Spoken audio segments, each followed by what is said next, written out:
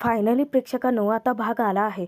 खरं तर आज भाग यायला खूप उशीर झाला प्रेक्षकांनो, पण आजचा भाग हा तुमचे डोळे दिपवणाराच आहे. कारण आपण सर्व प्रेक्षक ज्या क्षणांची आतुरतेने वाट पाहत होतो, अखेर तो आलाय. म्हणजे प्रिया खरी तन्वी नाही आहे, हे सायली अर्जुनने DNA रिपोर्टद्वारे आणखीन काही पुराव्याद्वारे सिद्ध केलं आहे. आणि सगळ्यात मोठा खुलासा झाला आहे सुभेदारांसमोर. आता प्रियाला एक वेळ फाशी परवडेल, त्याच्यापेक्षाही खरदड शिक्षा सायली तिला देणार आहे. पण प्रियाला एक्सपोज ते दोघे कसे करतायत, त्याच्या आधी रमा आणि मंजिरीने मिळून प्रियाचा असा काही चेंदामेंदा केलाय ना, भाग पाहणं तुम्हाला म्हणजे इतकं छान, इतका मस्त भाग आहे. शेवटपर्यंत तुम्ही जरूर बघावा आणि आज आवर्जून तुम्ही कमेंट कराच की भाग नक्की तुम्हाला कसा वाटलाय ते. फायनली प्रेक्षकांनो आता भाग आलेला आहे. सुरुवातीला बघा, चैतन्य अर्जुन दोघेही संतोषची स्टेटमेंट घेण्यासाठी जेलमध्ये येतात. अर्जुन त्याला प्रश्न विचारतो की आता खरं काय ते सांग, शांता मावशीचा खून नक्की कोणी केला? आणि संतोष खरं ते सांगून टाकतो की शांता मावशीचा खून मी नाही तर प्रिया मॅडमने केला. नक्की त्या दिवशी काय घडलं होतं? अचानकच प्रियाने शांता मावशीच्या पोटात छुरी खुपसली, त्यांना मारून टाकलं आणि त्यानंतर संतोषच्या साथीने तिथले सगळे फिंगरप्रिंट, सगळं रक्त जे काही होतं ते पुरावे सगळे मिटवून टाकले. आणि त्यानंतर दोघांनीही शांतामावशीला एका गोणीत भरलं आणि उचलून प्रियाच्या गाडीमध्ये टाकलं. जे काही घडलं होतं ते सगळं संतोष स्वतःच्या तोंडाने कबुली देतो. त्याला आता इतका घोर पश्चाताप होत असतो. अर्जुन त्याला समजावतो की संतोष, आता तू काळजी करू नकोस, याचा तुला नक्कीच फायदा होणार आहे. आता इथून पुढे तुला आणि तुझ्या बायकोला त्रास द्यायला कोणीही येणार नाही आहे. त्यावर संतोष सांगून टाकतो की मला आता कुठलाही गुन्हा करायचा नाही आहे. त्याला इतकं अपराधी वाटत असतं. आता चैतन्यने त्याचं स्टेटमेंट जे आहे ते रेकॉर्ड केलेलं असतं. चैतन्य त्याला सांगतो की हे आम्हाला का सांगतोयस? तुला खास व्यक्ती भेटायला आले तिला सांग. संतोष विचारतो की काय, मला कोण भेटायला आले? तेव्हा इन्स्पेक्टर कॉन्स्टेबलला त्या व्यक्तीला पुढे आणतात आणि ती असते संतोषची बायको. तिला पाहून संतोष अवाक होऊन विचारतो की तू? ती काळजीने विचारते की तुम्ही कसे आहात? संतोष सांगतो की मी ठीक आहे. माझ्या मनावरचं खूप मोठं ओझं हलकं झाल्यासारखं वाटतंय. संतोष काळजीपोटी विचारतो की प्रिया मॅडमने त्रास नाही ना दिला तुला? त्यावर नक्की अर्जुनसोबत संतोषच्याच बायकोने मिळून काय प्लॅन रचला होता? संतोषच्या तोंडून सत्य वदवण्यासाठी, प्रियाच्या विरोधात त्याला बोलतं करण्यासाठी फक्त त्याच्या बायकोच्या किडनॅपिंगचं एक नाटक केलं गेलं होतं. आणि खरं काय ते सांगितल्यानंतर संतोष हादरतोच. पण त्याची बायको त्याची समजूत घालते की मला माहिती होतं की माझ्या ऑपरेशनसाठीच तुम्ही हा गुन्हा स्वतःवरती घेतला होता. पण आता काळजी करायचं कारणच राहिलेलं नाही आहे, कारण माझं ऑपरेशन अर्जुनदादा आणि सायलीताईमुळे होणार आहे. तेव्हा संतोष अर्जुनचे आभार मानतो. अर्जुन त्याला शब्द देतो की हे बघ, मी तुला माफीचा साक्षीदार बनवेन, जेणेकरून तुझी शिक्षा कमीत कमी होईल. अर्जुन इन्स्पेक्टर सावंतांना सांगतो की संतोषसोबत अजून 2 कैद्यांना तुम्हाला घरी घेऊन यायचं आहे. चैतन्य म्हणतो की अर्जुन, ते सगळं मी मॅनेज करेनच. इतक्यात अर्जुनला सायलीचा फोन येतो आणि त्याला आनंदाचा धक्काच बसतो. अर्जुन धक्क्याने विचारतो की काय? अगं, हा तर खूप मोठा ब्रेक थ्रू आहे. आणि जेव्हा फोन ठेवतो, चैतन्य घाबरत विचारतो की काय झालं अर्जुन? काय म्हणाली सायली वहिनी? अर्जुन सांगतो की शांताच्या खुनाशी कनेक्टेड असलेले काही पुरावे, म्हणजे हँड ग्लोव्ज, रक्त लागलेलं ते गोणी आणि माझ्या गाडीचे नंबर प्लेट हे पूर्णाजीच्या रूममध्ये सापडले. चैतन्य धक्क्याने विचारतो की काय? म्हणजे प्रियाने ते सगळे पुरावे पूर्णाजीच्या रूममध्ये लपवले होते? आता अर्जुन सायलीच्या फायद्याचीच गोष्ट ठरलेली असते.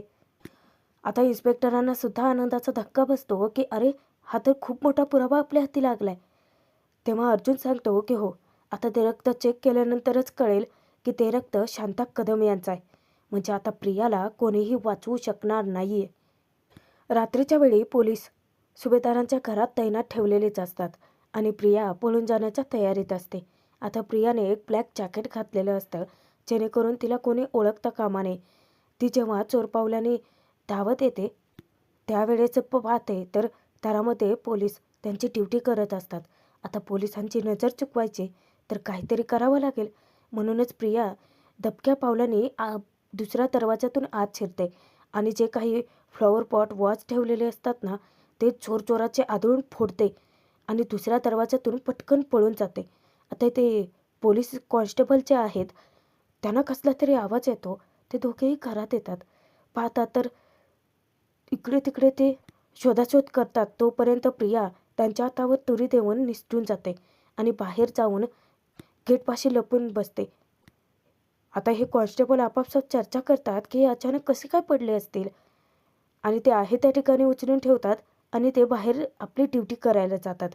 पण त्याचा काय उपयोग? प्रिया तर निसटली ना हातून. बाहेर येताच प्रिया आसुरी आनंद साजरा करते की आता मी इथून पळून जाईन, पण त्यानंतर मी परत येईनच यांच्या आयुष्यात. आणि असं वादळ आणेन ना की यांना कुठं पळावं कळणारसुद्धा नाही. पण प्रिया, तू ना ही असली पोकळ स्वप्नच बघ. पण प्रियाचा प्लॅनच फुसकाया. कारण ती ज्या वेळेस बसस्टॉपवरती बसची वाट बघत थांबलेली असते तिथूनच मंजिरी पास होते आणि तेव्हा तिला प्रिया दिसते. आता प्रियाने मंजिरीला ओळखलेलं नसतं, पण मंजिरी अचूक प्रियाला ओळखते आणि ती एका गाडीमागे लपते. त्यानंतर पटकन सायलीला कॉल करून ती सावध करते. सायलीला फोन करत्या क्षणी सायली विचारते, काय गं मंजिरी? अगं घरी सगळं ठीक आहे ना? इतक्या उशिरा कॉल केला आहेस तू? मंजिरी सांगते की माझ्या इथे नाही, पण तुझ्या इथे नक्कीच प्रॉब्लेम आहे. याचा अंदाज आला होता, म्हणूनच तर मी इतक्या उशिरा फोन केलाय.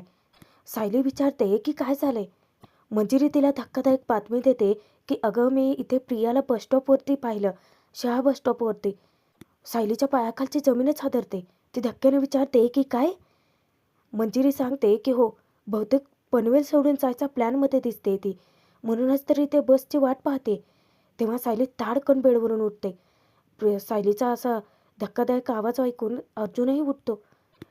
सायली मंजिरीला जबाबदारी सोपवते की मंजिरी, तू काही जरी झालं तरी प्रियाला कुठेही जाऊ देऊ नकोस. ती आता वाचू शकत नाही हे तिला कळून चुकले, म्हणूनच तर पळून जाण्याच्या तयारीत आहे.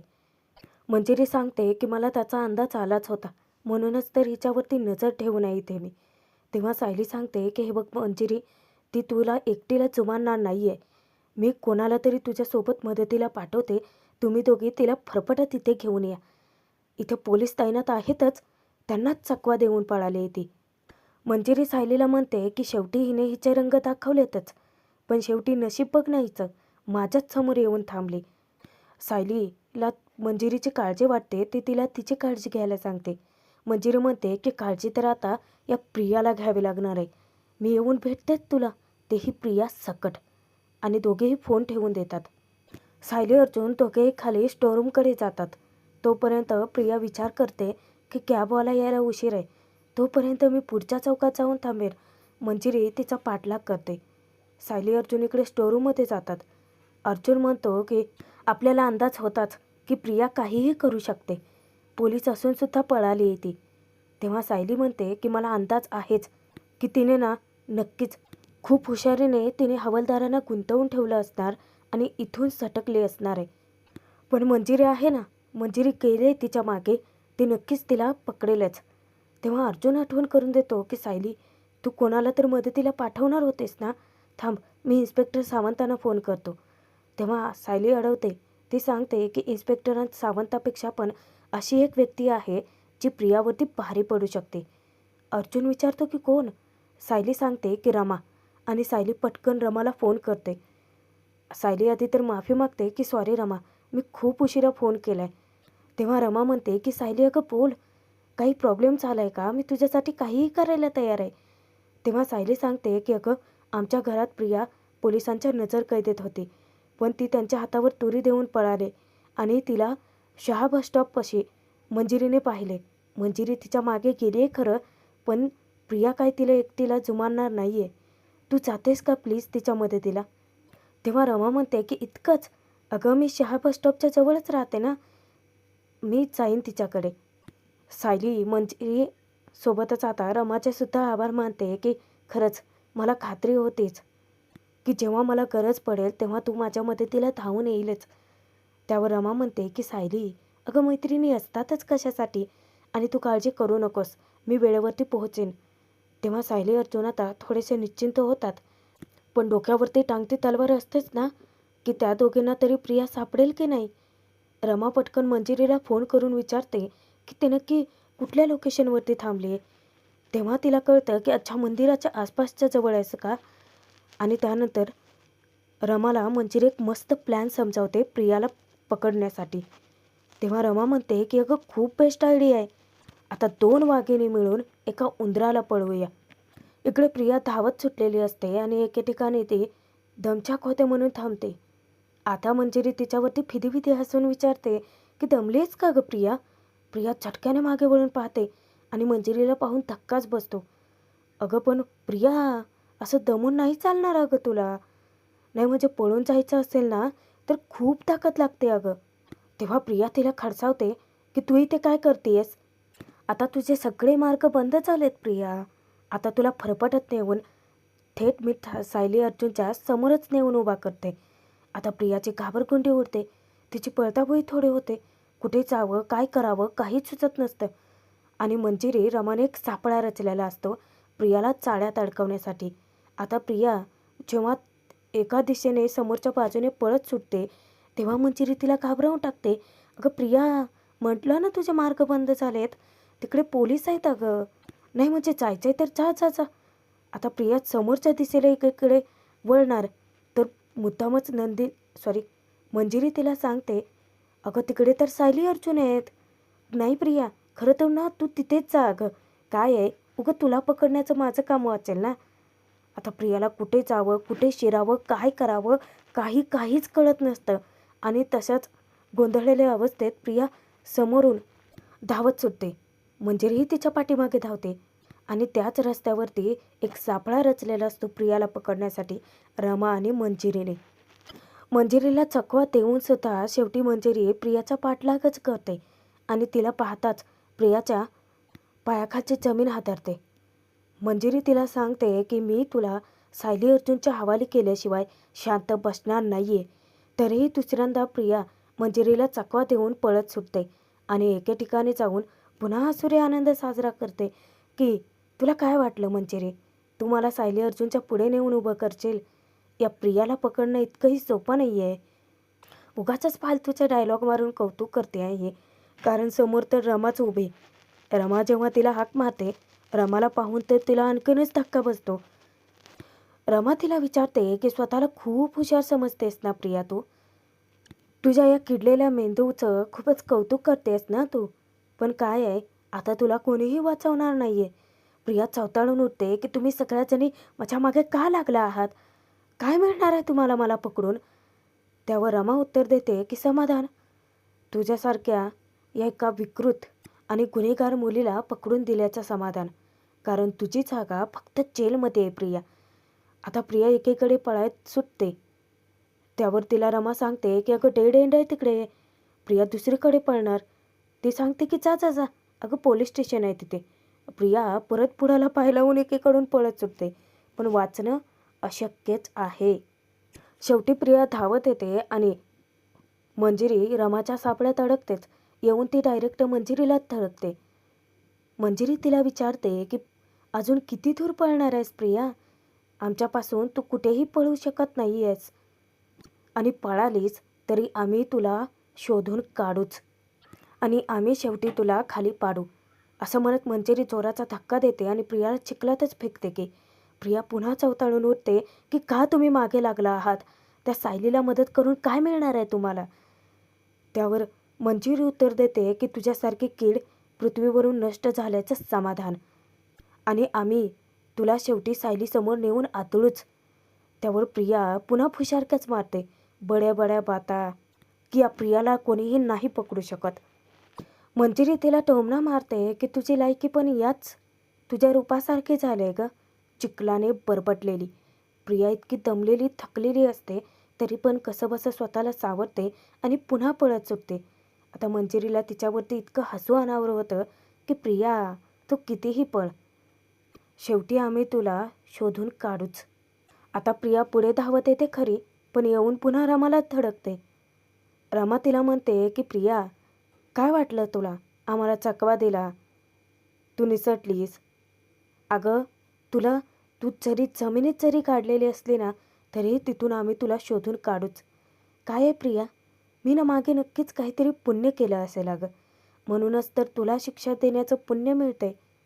मंजिरी आणि रमाने असा काही सापळा रचलेला असतो की प्रियाला शेवटी अन्नपूर्णा निवासाच्या बाहेर नेऊनच थांबवतो. आता प्रियाला रमा जोराचा धक्का मारते. प्रिया त्या पालापाचोळ्यामध्ये पडते, स्वतःला सावरते, उठते आणि पुन्हा पळत सुटते. आणि खरी मजा तर तेव्हा आहे प्रेक्षकांनो, कारण ती येऊन डायरेक्ट सुभेदारांच्या बंगल्यासमोरच थांबते. आता एकीकडून रमा आणि एकीकडून मंजिरीने तिला घेरलेलं असतं. प्रिया धक्क्याने विचारते की मी इथे कशी आले. त्यावर रमा म्हणते की तू इथे आले की जिथे तू सगळ्यात गुन्हे केलेत, सगळ्यात जास्त पापं केलेत ना तिथे. मंजिरी तिला ताकीद देते की सुभेदारांच्या घरात तू खूप चिखल पसरवलात. आता इथलीच माणसं तुला शिक्षा देतील. समोर 2 कॉन्स्टेबल आता प्रियाकडे पळत सुटतात. तेव्हा मंजिरी तिला सांगते की हा चिखल घेऊन आम्ही तुला सुभेदारांच्या घरात नाही जाऊ देणार. मंजिरी पटकन आता पाण्याचा पाईप घेऊन येते आणि प्रियाच्या अंगावरती पाणी मारते. प्रियाच्या अंगाला लागलेला सगळा चिखल सुभेदारांच्या दाराच्या बाहेरच ते धुवून काढते. आणि त्यानंतर रमा, मंजिरी दोघेही प्रियाचे हात पकडतात आणि सांगतात की चल, जिथे सुभेदारांच्या घरात तू पापं केलीत ना, आता तुला शिक्षा तीच लोक देतील. दोघेही फरफटत प्रियाला सुभेदारांच्या समोर आणून फेकतात. हो, फेकतातच डायरेक्ट. आणि सगळे सुभेदार हवालदिल होतात. अश्विन चवताळून तिला जाब विचारतो की तुझी हिंमत कशी झाली पळून जाण्याची. आता ती अश्विनची माफी मागणार. प्रताप तिला खडसावतो की अगं तू डायरेक्ट पोलिसांना चकवा देऊन पळालेत. अजून किती पापं करायची बाकी आहेत का. अर्जुन तिला जाब विचारतो, तुला काय वाटलं प्रिया की तू आम्हाला चकवा देऊन इथून पळून जाशील आणि आम्हाला कळणार सुद्धा नाही. सायली तिला सांगते की माझ्या मैत्रिणी माझ्यासोबत खंबीरपणे उभ्या आहेत प्रिया. अस्मिता तिला जाब विचारते की आता आम्हाला छळून तुझं पोट भरलेलं दिसते म्हणून इथून पळून गेलीत ना. आम्हाला पण तुझं तोंड बघायची इच्छाच नाही आहे, म्हणून आम्ही काय तुला पळून जाऊ शकत नाहीत. तेव्हा कल्पना तिला खडसावते की खरं तर ना तू जेलमध्येच जायला पाहिजे होतीस. त्यावर प्रिया डायरेक्ट कल्पनावरतीच वचकते की नाही नाही, मी नाही जेलमध्ये जाणार. तेव्हा मंजिरी, रमा एकमेकींना खुणावतात. तरीच म्हटलं की प्रत्येक अभिनेत्रीने नाही म्हणजे सायलीच्या मदतीला धावून आलेल्या प्रत्येक मैत्रिणीने प्रियाचे थोबाड फोडलेत, याच कशा मागं राहिलेत. आता या दोघेही पुढे येऊन प्रियाचं असं थोबाड फोडतात, असं चपराक लागवतात ना. मंजिरी तिला चांगलंच फटकारते. स्वतःच्या सासूसमोर आवाज चढवून बोलायला तुला लाज वाटत नाही का प्रिया. तू केलेल्या पापांची शिक्षा तुला मिळणारच आहे इथे. रमा म्हणते की तुला नरकात पण जागा मिळणार नाही आहे. मंजिरी म्हणते तुझ्या पाठीमागे असतील वाईट प्रवृत्तीची माणसं, पण सायली आणि अर्जुनच्या मागे आम्ही सगळ्या मैत्रिणी खंबीरपणे उभे आहोत. सायली अर्जुनची कधीच हार होणार नाही प्रिया, आणि तुझी कधीच जीत होणार नाही. तेव्हा अश्विन कॉन्स्टेबलला सांगतो की प्लीज हिच्यावरती आता नीट लक्ष ठेवा आणि हिला सुटू देऊ नकाच. आता सायली अर्जुन दोघेही पुढे येतात. रमा आणि मंजिरीचे आभार मानतात. तेव्हा रमा म्हणते की सायली, आम्ही खरं तर तुझे आभार मानायला हवे, कारण प्रियासारख्या पापी व्यक्तीला शिक्षा देण्यासाठी तू आम्हाला मदत करायची एक संधी दिलीत. तेव्हा मंजिरी सांगते की सायली अर्जुन, तुम्ही आता प्रियाला तिच्या गुन्ह्यांची अशी काही सजा द्या की जगातल्या प्रत्येक पापी माणसाला बघूनच भीती वाटली पाहिजे. तरच आम्ही 13 जणींनी मिळून तुमच्यासाठी जे केलं त्याचंच चीज होईल. आणि आमच्या 13 जणींच्या वतीने खरंच तुमचे खूप खूप आभार की प्रियाला शिक्षा देण्यासाठी, मदतीसाठी तुम्ही आम्हाला संधी दिली. अर्जुन त्यांना सांगतो की आता प्रियाला नक्की काय शिक्षा होईल हे लवकरच मी तुम्हाला सांगेनच. आणि दोघेही सायलीला घट्ट मिठी मारून तिचा निरोप घेऊन निघून जातात. आता सायली प्रियाला येऊन खडसावते की आता फक्त आजची रात्र उरली आहे प्रिया, उद्यासाठी तुझा अख्खा दिवस काळाच असेल. आता उद्या तुला अशी काही शिक्षा दिली जाईल ना प्रिया की त्यापेक्षा तुला फाशी मिळाली असती तर बरं झालं असतं असं तुला वाटेल. प्रियाची चांगलीच घाबरगुंडी उडाली आहे. त्यानंतर अखेर आता प्रियाच्या शिक्षेचा दिवस उजाडतो. म्हणजे आता प्रियाच्या विरोधातला अंतिम टप्पा. आता प्रियाला जबरदस्त शिक्षा होणार आहे, कारण स्वतः अर्जुन सकाळी सकाळी प्रियाचे DNA रिपोर्ट्स घेऊन आलाय, जे की आता निगेटिव्हच असणार आहेत. सायलीला तो सांगतो की आता प्रियाच्या विरोधातला शेवटचा पुरावा की प्रिया तन्वी नाही आहे हे सिद्ध करेल. सायली म्हणते की त्यात काय लिहिलं आहे हे आपल्याला माहितीच आहे, पण तरी पण वाचूयात. आणि तो रिपोर्ट वाचल्यानंतर तो निगेटिव्हच असतो. म्हणजे प्रिया तन्वी नाहीच आहे हे त्या रिपोर्टमुळे सिद्ध झालेलं असतं. आता प्रियाच्या गुन्ह्याची फाईल आणि त्यामध्ये ते DNA रिपोर्ट्स टाकून सायली अर्जुन दोघेही खालती जाणारच असतात. कारण कल्पनाचा आवाज येतो की अर्जुन, सायली, अरे पूर्णाई आलेत. अस्मिता पूर्णाजीला घट्ट मिठी मारते. आता पूर्णाची परत आले म्हणजे घराचा आनंद, चैतन्य, उत्साह परत आलाय. आता पूर्णाची अस्मिताला हट्टच धरून बसते की तुझं बाळ कुठे? अगं मला तर बाळाला बघायचं आहे, तू बाळाला घेऊन ये बरं. अस्मिता सांगते की पूर्णाची अगं झोपलाय तो आणि उठलं की उगाचच रडेला. तेव्हा पूर्णाची म्हणते की ठीक आहे, तुझ्या खोलीत चल मग. तेव्हा कल्पना सांगते की अहो पूर्णाई, आत्ताच तर आला आहात तुम्ही, आता थोडंसं आराम करा, नंतर काय तुम्हाला त्याच्याशीच खेळायचं आहे की. तेव्हा अस्मिता आणि पूर्णाची आता बसतात. प्रताप विचारतो की काय पूर्णाई, अगं कोल्हापूरला देवीच्या दर्शनाला गेलीस आणि तिथलीच झालीस. अगं आम्हाला सांगायचं तरी, घरी यायचं, तू डायरेक्ट देवदर्शनालाच गेलीत. त्यावर पूर्णाची म्हणते की अरे देवीच्या देवळात असतानाच इतकी गोड आनंदाची बातमी मिळाली पंतू झाल्याची, तर मग आनंद साजरा करायला नको आहे का? पण मी परत आल्यानंतर घरात इतकं सगळं घडून गेलं असेल, मला माहिती वाटलं सुद्धा नव्हतं. तुम्ही तर सगळं माझ्यापासून लपवूनच ठेवलं. तेव्हा कल्पना सांगते की पूर्णाई, अहो तुम्ही यात्रेला गेल्या होतात, आम्हाला तुमच्यापासून कुठल्याही गोष्टी लपवून ठेवायच्या नव्हतं, पण तुम्हाला मनस्ताप पण द्यायचा नव्हता ना. तेव्हा पूर्णाची म्हणते की नशीब काल सायली अर्जुनने फोनवरती सगळं काही सांगितलं. प्रिया इतक्या खालच्या थराला जाऊन वागेल कधी वाटलं सुद्धा नव्हतं. आता ना ते सगळं ऐकून ना अगदी सुन्न झाल्यासारखं वाटते. रविराज धक्क्याने विचारतात की म्हणजे अर्जुन, सायलीने सगळं खरं सांगितलंय ना? तुम्हाला सांगितलंय तर मग आपल्या सगळ्यांना कशाला बोलवलंय? कल्पना म्हणते की माहीत नाही आहे काही. इतक्यात अर्जुन, सायली दोघेही खाली येतात. पूर्णाजीच्या बाजूला जाऊन दोघेही बसतात. अर्जुन आजीचा हात हातात घेऊन म्हणतो की पूर्णाजी, बरं झालं तू परत आलीस. तेव्हा पूर्णाजी म्हणते की बरं झालं, खरं तर तुम्ही जे घडलं ते सगळं सांगितलं मला. तेव्हा सायली म्हणते की माफ करा पूर्णाजी, पण जितकं खरं होतं घडलंय तितकं सगळं सांगितलेलं नाही आहे. पण आता वेळ आली आहे प्रियाच्या मुखवटा फाडण्याची. अजूनही काही गोष्टी अशा आहेत ज्या तुम्हा लोकांना, घरातल्यांना कोणाला काहीच माहिती नाही आहे. प्रतिमा धक्क्याने विचारते की अजून काय आहे? तेव्हा अर्जुन म्हणतो की सांगतो, पण प्लीज तुम्ही सगळेजण बसून घ्या. तेव्हा रविराज, प्रतिमा दोघेही पूर्णाईच्या बाजूला जाऊन बसतात.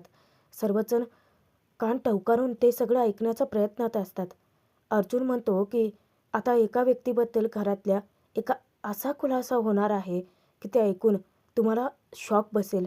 असं वाटेल की तुमची सगळ्यात मोठी फसवणूक झाली.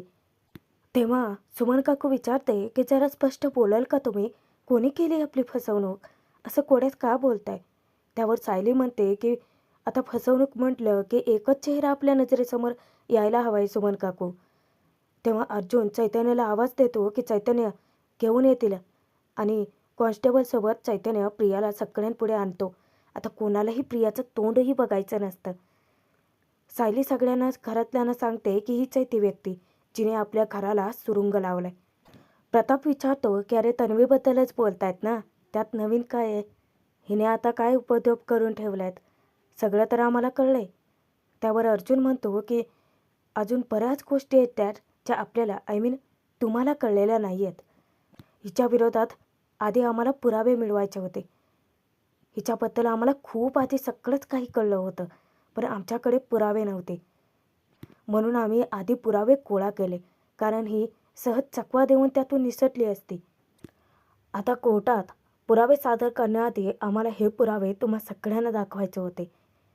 तेव्हा प्रियाला इतकं तडपण आलेलं असतं, कारण आता प्रियासाठी सुभेदारांच्या घरातला शेवटचा दिवस आहे. सायली घरातल्यांना सांगते कोर्ट द्यायचं ती शिक्षा देईलच, पण घरातल्यांसमोर तुमच्यासमोर आधी न्याय व्हायला हवाय. आणि प्रेक्षकांनो, आजचा हा जबरदस्त धमाकेदार भाग इथे जरी संपला असला तरी प्रिया आता एक्सपोज झाली. सायली अर्जुन सगळं काही सांगतात की धुळवडीच्या दिवशी आम्ही मुद्दामच प्रियाचं ब्लड सॅम्पल मिळवण्यासाठी रक्तदान शिबिराचा घाट घातला आणि त्यातून ते ब्लड रिपोर्ट आले. आता अर्जुन तो DNA रिपोर्ट जो काढलेला असतो तो घरातल्या सगळ्यांनाच दाखवतो की ज्याच्यामध्ये क्लिअरली मेन्शन असतं की प्रियाचा ब्लड ग्रुप O निगेटिव्ह नाही तर AB पॉझिटिव्ह आहे. याचाच अर्थ असा की प्रिया रविराज प्रतिमाची मुलगी नाही आहे, म्हणजे प्रिया खरी तन्वी नाहीच आहे. आणि आता हा बॉम्ब फुटलाय प्रेक्षकांनो. मग आता प्रियाची अवस्था काय करेल सायली? कारण सायली म्हणाले की तिला फाशी बरी वाटेल, त्याच्यापेक्षाही बेकार अवस्था करणार आहे ती. पण मग शिक्षा काय दिली जाईल? पाहणं तितकंच मनोरंजक